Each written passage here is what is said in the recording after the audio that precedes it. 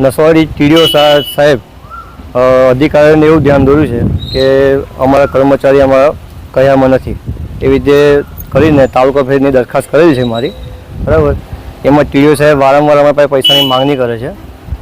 સ્વચ્છતાની ગ્રાન્ટ 2 હપ્તા અહીં પડ્યા છે તો હજુ સુધી ગ્રામ પંચાયતમાં નાખતા નથી ટકાવારી લેવા માટે, અને વારંવાર ટકાવારી આપવાની અમે વિરોધ કરતા મારી સિંગલ વોર્ડથી બદલી કરવાની ભલામણ અત્યારે જિલ્લામાં કરે છે. ખોટી રીતે હેરાનગતિ કરે છે. દરેક તલાટીઓને આવી રીતે ખોટી રીતે માંગણી કરીને છેલ્લા 1 વર્ષથી હિટલરશાહી ચલાવે છે. વખતે પૈસા માંગે છે, દરેક બાબતના દરેક કામમાં ટકાવારી માંગે છે, સ્વચ્છતાની ગ્રાન્ટમાં પૈસા માંગે છે. છેલ્લા 2 હપ્તા સ્વચ્છતાની ગ્રાન્ટના તાલુકામાં આવીને પડ્યા છે. કમિશન ખાવા માટે હજુ સુધી ગ્રામ પંચાયતમાં પૈસા નાખતા નથી. દિવાળીમાં કેટલી રકમ અપાઈ? દિવાળીમાં કોઈ પૈસા માંગેલા અમે લોકોએ આપેલા, આપવાના ચોકડીએ. એ રકમ ચોક્કસ યાદ નથી પણ અમે લોકોએ આપેલા છે.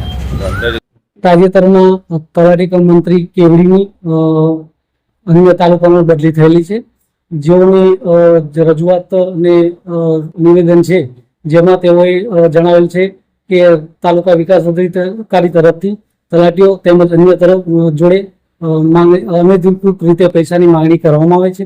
તે બાબત તદ્દન ખોટી અને પાયાવિહોણી છે. ગ્રામ પંચાયત અને ગ્રામજનો તરફથી અહીંયા અત્રે ઘણી રજૂઆતો મળેલી હતી, જેમાં ગ્રામજનો તરફથી પણ જિલ્લા કક્ષાએ પણ રજૂઆતો થયેલ છે. આ રજૂઆતો સીએમ ઓફિસ સુધી પણ પહોંચેલી છે, જે ધ્યાને લઈને જિલ્લા કક્ષાએથી હુકમ કરીને આ તલાટી કમ મંત્રીની અન્ય તાલુકામાં બદલી થયેલી છે.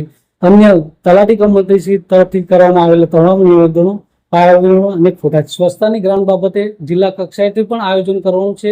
સરકારશ્રી તરફથી ખૂબ જ અગત્યની કામગીરી હોય, ગ્રામ્ય કક્ષાએ એનું સુચારું આયોજન થાય તેના માટેનું પ્રયત્ન કરવામાં આવે છે, જેથી દરેક તલાટી કમ મંત્રીશ્રીને પોતાની રીતે આયોજન કરીને અત્યારે રજૂ કરવા જણાવેલ છે. એટલે અત્યારથી કોઈ ગ્રાન્ટ પ્રક્રિયા કરવાનો કોઈ પ્રશ્ન છે નહીં.